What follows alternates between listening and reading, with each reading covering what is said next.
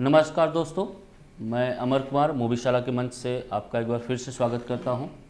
और सबसे पहले आज आपको वैलेंटाइन दिवस की बहुत बहुत शुभकामनाएं।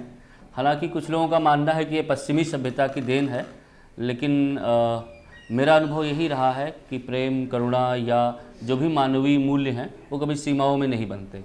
हमारे यहाँ भी इस तरह का पर्व वसंत पंचमी को मनाया जाता है। और बेसिकली इस दौर में इस तरह के प्रेम पर्व मनाने के पीछे की जो धारणा ये रही है कि एक तरफ निराशा, कुंठा और तनाव भरी शिशिर ऋतु जो है वो जा रही है, और दूसरी तरफ नई उमंग, नया उत्साह, नया प्रेम, नई संभावनाओं को लेकर के बसंत का आगमन हो रहा है। हालांकि ये परिवर्तन का दौर है, तो परिवर्तन हमेशा एक ही दिशा में नहीं होता है। जब इसकी दिशा सकारात्मक होती है तो यही प्रगतिशीलता कहलाती है।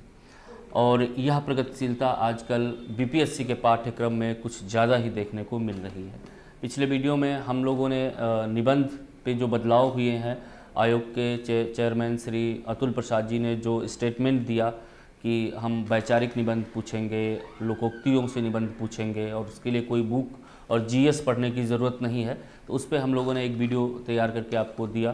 और इसके अलावा जो अभी एक बड़ा बदलाव बीपीएससी के सिलेबस में हुआ है, खास करके जीएस 1 और जीएस 2 के पेपर में, तो वो विषय को लेकर के या टॉपिक्स में को लेकर के कोई बदलाव नहीं हुआ है। मार्किंग को लेकर के कोई बदलाव नहीं हुआ। उसमें बदलाव सिर्फ इतना हुआ है कि पहले जैसे जीएस फर्स्ट पेपर होता था तो उसमें 3 खंड होते थे, खंड का, खा और गा।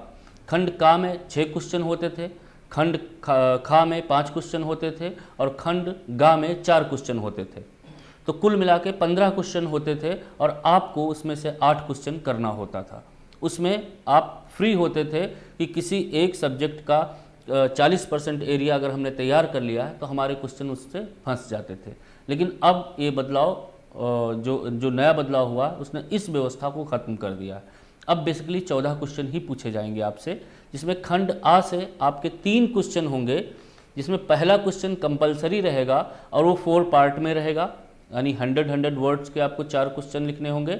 दूसरा क्वेश्चन रहेगा, उसमें आपको एक मल्टीपल चॉइस मिलेगी कि एक तरफ दिया रहेगा कि भारत का राष्ट्रीय आंदोलन, भारत में राष्ट्रवाद के उदय के कारण, तो दूसरा उसके नीचे अथवा करके दिया रहेगा कि पटना कलम की विशेषताएं लिखिए।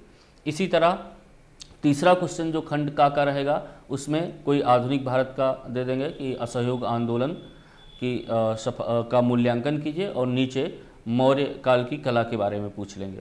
तो आप देख रहे हैं कि जो खंड का है जीएस फर्स्ट का, वो अब 3 क्वेश्चन में सिमट गया है। जहाँ पहले 6 क्वेश्चन आते थे, अब वो 3 क्वेश्चन में सिमट गए। 3 क्वेश्चन आपको करना है और 3 में आप 5 में से आपको 3 का क्वेश्चन करना है।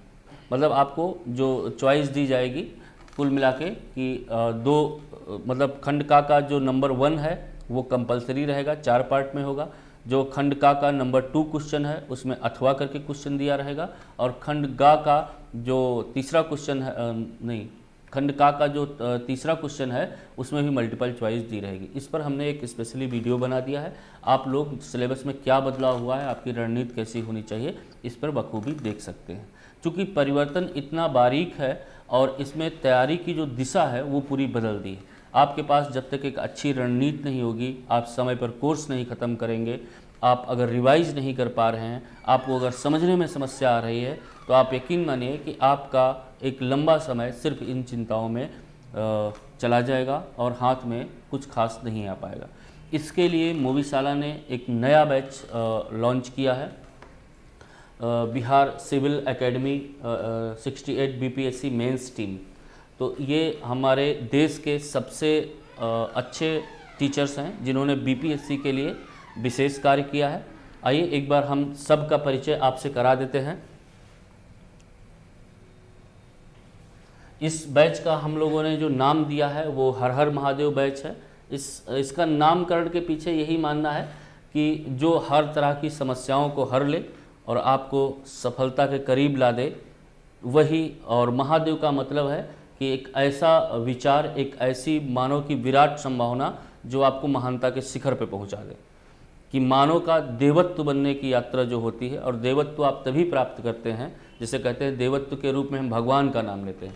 और भग ऐश्वर्य धातु है। भगवान से तात्पर्य होता है कि ऐश्वर्यवान जो हो, और जब तक आप सफलता प्राप्त नहीं करेंगे आपके पास ऐश्वर्य आने की संभावनाएं कम रहेंगी। तो ये हर हर महादेव उसी समस्या का निवारण करते हुए आपको आपकी संभावनाओं के साथ सफलता के द्वार पर खड़ा करने के लिए संकल्पित है।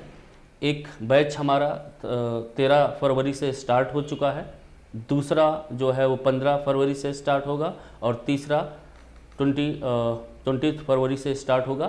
तो आप लोग इसको ज्वाइन कर सकते हैं। इस बैच की खास खूबी क्या होगी? सबसे पहली बात तो इसमें आपको मल्टीपल टीचर्स मिलेंगे प्रत्येक सब्जेक्ट के।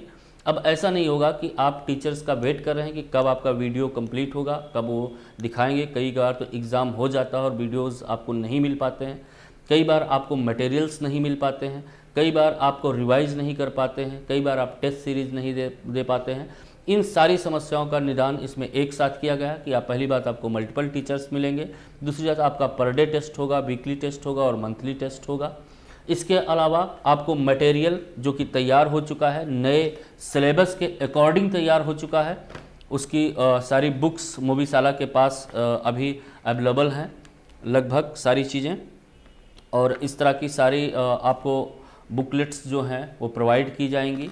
और इसके अलावा इस बैच में विशेष ध्यान रखा जाएगा कि आपका क्षमता विस्तार कैसे हो, आपका थिंकिंग प्रोसेस आपकी जो है वो कैसे मजबूत हो, उस पर हम लोग काम करेंगे ताकि आपकी एक पर्सनालिटी डेवलपमेंट की दिशा में आगे बढ़ पाएँ। क्योंकि इस बार जो क्वेश्चन आने वाले हैं वो सामान्य जो पैटर्न था, सामान्य जो परंपरा थी, उससे बहुत ही अलग होने वाला है मामला। क्योंकि अतुल प्रसाद जी ने, जो कि श्री अतुल प्रसाद जी जो कि चेयरमैन है अभी, तो उन्होंने व्यक्ति के अंदर की मौलिक संभावनाओं को संवारने के लिए और स्किल डेवलपमेंट करने के लिए ही ये बदलाव किया है।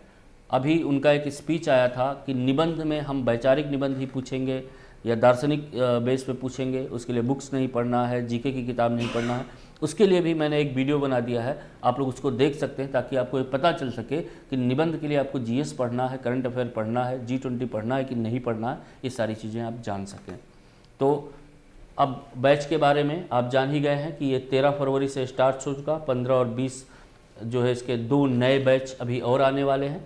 आइए हम आपको अपनी टीम से मिलवा देते हैं। टीम में सबसे पहले हिस्ट्री और कल्चर को लेकर के श्री निर्देश जी आपको हिस्ट्री के लिए हैं। सुनील सर को 25 ईयर टीचिंग एक्सपीरियंस है, निर्देश जी को 20 ईयर टीचिंग एक्सपीरियंस है, ये दोनों लोग हिस्ट्री के लिए हैं। सुशांत सर जो कि हिस्ट्री के लिए जाने जाते हैं, 15 ईयर आपको टीचिंग एक्सपीरियंस है। और मैं आपको कल्चर का पार्ट पढ़ाऊंगा, अमर कुमार। इसके अलावा आपको डीआई और स्टेट के लिए जाने माने चेहरे हैं, योगेश सर जिनको 12 साल का टीचिंग एक्सपीरियंस है, ध्रुव सर जिनको लगभग 22 ईयर टीचिंग एक्सपीरियंस है, एसके सिंह सर जिनका मैथ में जिन्होंने सीसेट को लेकर काफ़ी काम किया है, वो भी हमारे साथ हैं। इसके अलावा करंट अफेयर में सुनील सर और नितिन सर हैं जिन्होंने करंट अफेयर को लेकर के लगातार कंटेंट डेवलप और कई स्तर पर उन्होंने काम किया है। इसके अलावा पॉलिटी में हमारे पास अमित सर हैं जिनको 15 ईयर्स टीचिंग एक्सपीरियंस है, नितिन सर जो कि लगातार इस पे काम कर रहे हैं, श्री अवनीश सर जिन्होंने लॉ के स्टूडेंट्स के साथ पॉलिटी पे बहुत अच्छा काम किया है, एक मौलिक समझ को विकसित करते हुए। इसके अलावा आपका इकोनॉमी में ब्रजेश सर, समरजीत सर और दीपा मैम हैं जो लगातार इकोनॉमिक इवेंट्स को लेकर के या इकोनॉमिक जो मुद्दे होते हैं उन पे लगातार समझ विकसित करने का प्रयास कर रहे हैं और इनकी कई बुक्स वगैरह मार्केट में हैं। इसके अलावा साइंस टेक में अमित सर और आरपी सिंह सर हैं जिन्होंने साइंस को लेकर के कुछ बेसिक रिसर्च लेवल पे काम किया है और ये सौभाग्य है कि हमारी टीम में शामिल हुए हैं। इसके अलावा ज्योग्राफी में गौरव सर और धर्मेंद्र सर, आप लोग इनके नाम से भी परिचित हैं, इनको परिचय की हमको नहीं लगता है कि कोई ज़रूरत है। इसके अलावा ऐसे में मैं हूँ और इसके अलावा कई अन्य टीचर जैसे हिस्ट्री के लिए करुणेश सर, अमित झा सर और कई ऐसे टीचर्स हैं जो हमारे पास बैकअप के लिए मौजूद हैं। तो निश्चित रूप से आपको मटेरियल नॉलेज समझ के स्तर पे कोई दिक्कत नहीं आएगी, आपकी समस्याओं का व्यक्तिगत स्तर पर समाधान होगा।